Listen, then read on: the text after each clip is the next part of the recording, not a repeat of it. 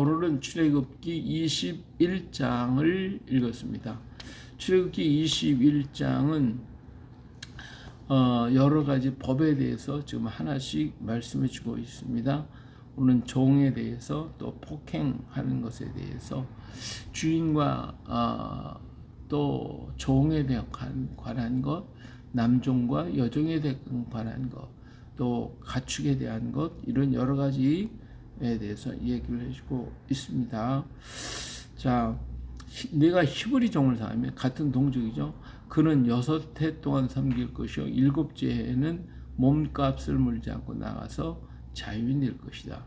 같은 동족이 종으로 산다고 하면 6년 동안은 일을 하되 7년째 되는 해에는 자유케 해라. 안식년이 되기 때문에 그를 자유롭게 나가게 만들어라는 거예요. 단신으로 왔으면 단신으로 나가고, 그가 장가를 들어서 다른 여인을 자기가 데리고 와서 장가를 들었다면, 그러면 나갈 때도 그 식구가 다 데리고 나가게 하고, 만일 상전이 그에게 아내를 줘서 그를 장가 들게 했다고 하면, 그러면 나갈 때는 혼자 나가라. 그 여종은 그 주인에게 속해 있기 때문에 나가지 않고 남종만 나갈 것이고, 만일 그 남종이 나는 우리 처가 있고 애들이 있으니까 안 나가겠다, 그러면 그를 데리고 와서 문설주의 귀를 따라 귀걸이를 하게 된 이유가 여기에 있죠. 그래서 나는 당신의 영원한 종이 되겠습니다. 그래서 그 집에서 영원토록 종신토록 상전을 섬기게 될 것이라고 했습니다. 예, 여종에 관해서도 그 여종을 어떻게 하느냐 하는 것에 따라서 그를 자유케 할 수도 있고, 또 딸같이 여기라고 얘기를 하고 있습니다.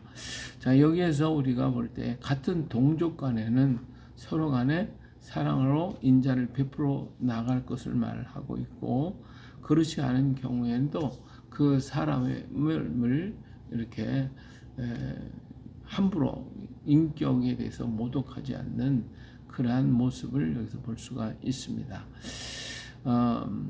그 다음에 폭행에 대해서 사람을 쳐서 죽인 자는 반드시 죽일 것이라고 했어요. 사람과 사람에 있어서 서로가 죽이게 된다 그러면 그를 죽이라. 그만큼 아주 엄하게 얘기했죠. 만약에 사람이 고의로 죽이지 않고 좀 잘못해서 실수로 죽였을 때 그를 갖다가 피할 곳을 정해줬는데, 바로 그것이 도피성이라고 하는 것이죠. 그래서 억울하잖아요. 나는 그를 죽일 의사가 없었는데 그만 실수로다가 이렇게 죽게 돼서 했다고 그럴 때에는 그를 죽인다고 하는 것이 너무나도 가혹한 것이죠. 그래서 도피성을 만들어서 그로 도망가게 하는데, 만일 이 사람이 고의로 사람을 죽이고 도피성으로 도망갔다, 그러면 재판을 내봤는데 이건 고의성이 있다, 그럴 때는 그를 죽이라고 얘기했어요. 사람을 납치한 자가 그 사람을 팔든지 자기 수하에 두었든지 간에 그를 반드시 죽여라. 사람을 납치했거나 그래가지고 팔거나 해서 이렇게 사람을 갖다가 함부로 하면 결코 안 될 것임을 말해주고 있죠. 그는 죽이라고 그랬어요. 또 부모, 아버지나 어머니를 저주하면 그는 죽이라고 그랬고, 또 이렇게 부모님에 대해서 절대로 그러면 안 돼요. 우리나라에 이제 고려장이라고 하는 그런 제도가 있었다고 그러는데, 사실은 고려 시대의 장례법을 얘기하는 것이 고려장입니다. 고려장 때 고려장에 뭐 아버지나 어머니가 늙어서 병들면 내보내 산에다 버렸다, 이게 고려장 풍습인데, 그것은 고려 시대에 있었던 풍습이 아니고 중국이나 일본에서 있었던 풍습이에요. 근데 그걸 갖다가 우리나라에 있었다라고 해서 고려장이라는 이름을 붙여놨는데, 이것은 잘못된 것이다 라고 하는 것을 말씀을 드립니다.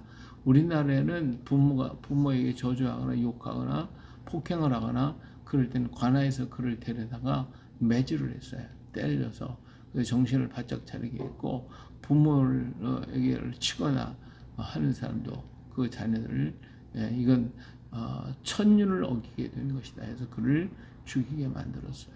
이처럼 가혹하게 부모에 대해서 함부로 하면 안 되고 부모가 돌아가시면 3년상을 하는 이런 제도 조선시대에도 있었고 고려시대에도 역시 그러한 제도를 통해서 우리 부모를 잘 섬기게 했던 것을 보면 오늘 우리는 성경의 말씀을 따라 우리도 이렇게 살아왔다라고 하는 것을 볼 수가 있습니다.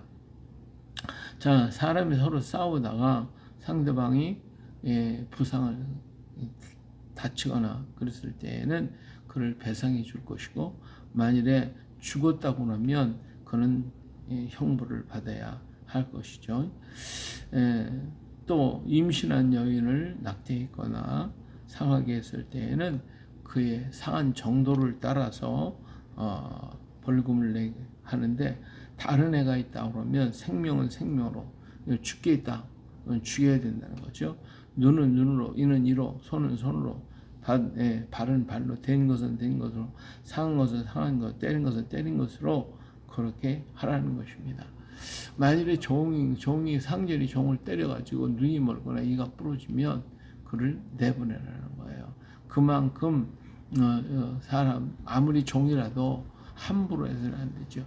종을 내가 샀으니까 내 몫이라 할지라도 그만큼 해를 줬다고 하면 그 대가가 지불된 것이라는 거예요. 그래서 대신 내보내라고 얘기하고 있습니다. 이처럼 우리 예수님께서도 우리가 당해야 할 죄의 값을 내가 당해야 되는데 예수님은 그 값을 대신 지불하심으로써 우리를 자유케 만들어 주시는 그 모습을 여기서도 볼 수가 있죠. 그 죄의 값은 사망이니까 내가 사망을 남은 자유자가 되는 거예요. 죄값을 지불했으니까. 그러나 내가 죽은 다음에 뭐 자유가 되는 무슨 소용이 있겠어요. 근데 그 죄값을 예수님이 대신 지불해 주셨단 말이에요. 지불해 줬으니까 나는 뭐가 돼요? 자유자가 된다. 자유인이 될 수가 있다라고 하는 것을 말씀해 주고 있습니다. 그래서 보상의 원리를 따라 우리 예수님께서 우리를 대신해 주셨어요. 또 소를 이렇게 봤을 때 소가 사람을 죽였다 그러면 그 소는 반드시 죽여야 된다는 거예요. 사람을 죽였으니까 모든 동물들보다도 사람이 더 우선하거든요.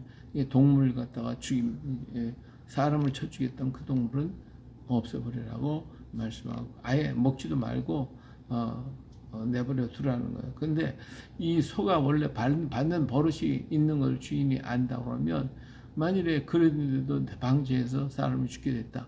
그럼 그 주인도 함께 죽이라고 얘기를 하고 있습니다.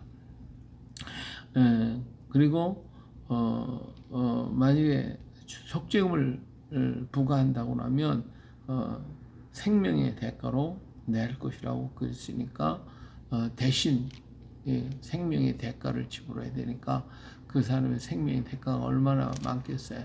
오늘 우리들의 생명의 대가하고 예수님의 생명의 대가하고 우리가 한번 비교를 해봐요. 그러면 예수님의 생명의 대가와 나의 생명의 대가가 얼마나 차이가 있겠어요?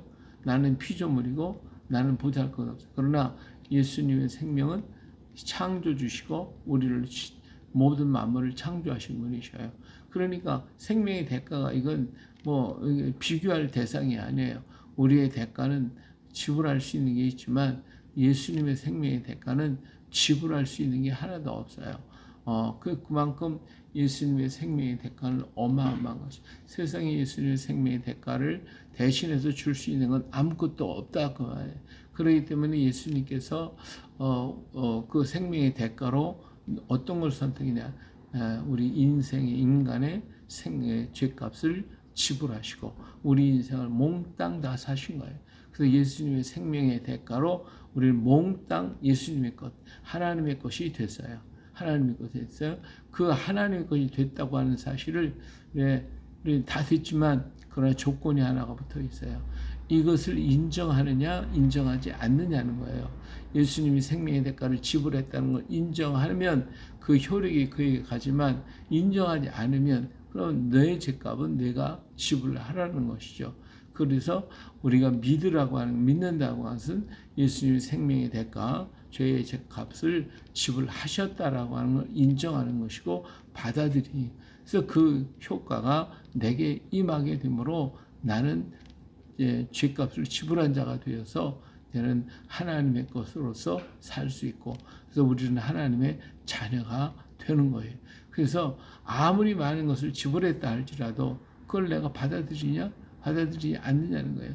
아무리 잔치를 많이 참 좋은 음식을 차려놨어도 내가 먹느냐 안 먹느냐는 거예요. 그것에 참석해서 먹으면 내 것이 되지만 안 먹으면 소용이 없어요. 아무리 많은 것이 있어도 우리 주님께서 우리를 위해 다 잔치 준비해 놓으셨고 우리를 위해 다 죄값을 지불해 주셨고 그것을 믿느냐 안 믿느냐 받아들이냐 안 받아들이냐에 따라서 그 효과가 있고 없고 라고 하는 것이죠. 그래서 이게 그에게 속죄금을 부과하면 무릇 그 명령한 것을 생명의 대가로 낼 것이라고 그랬어요. 아들을 받든 딸을 받든 이 법대로 그 임자에게 행할 것이라고 그랬습니다. 또 소가 만일 남종이나 여종을 받았으면 종의 대가가 은 30개 있으니까 30개를 주라고 했고 그 소는 돌로 쳐 죽이라고 얘기했습니다. 아무리 종이라도 인간이잖아요.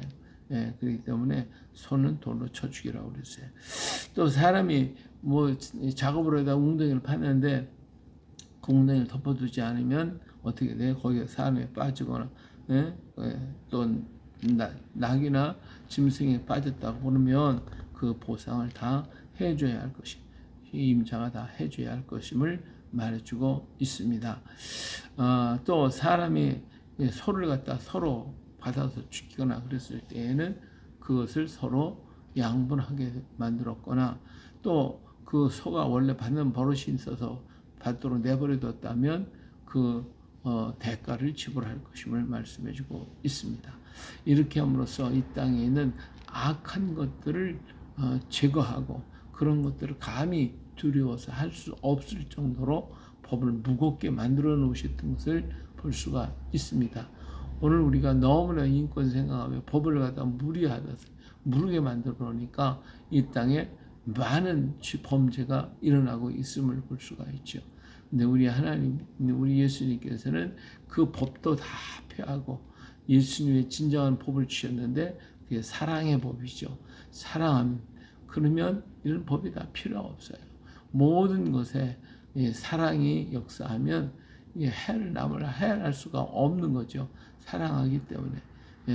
그래서 이러한 사랑의 법은 율법의 완성이 되어짐을 말씀해 줬고 우리 하나님 안에는 모두가 사랑의 법이 통용되어지고 내가 거룩하니 너희도 거룩하라. 내가 성결하니 너희도 성결하라는 것이죠. 내가 사랑하니까 너희도 사랑하라고 주님 말씀하고 계십니다. 이 말씀 우리가 받고 오늘도 하나님께서 엄한 벌 속에서 이렇게 법을 만들어 인간을 이렇게 잘못하는 부분들이 너무 많은 인생이기 때문에 이런 것을 행하지 말고 정말 하나님이 주신 질서와 윤리 속에서 바르게 살아갈 것임을 말씀해주고 있습니다. 그래 오늘도 말씀을 기억하며 또 주님께서 나를 대속해 주신 그 은혜를 생각하고 그 하나님의 사랑을 받아들이고 사랑 안에 기뻐하고 감사하면서 멋진 승리, 멋진 하루를 만들어 가시기를 예수님의 이름으로 축복합니다. 할렐루야.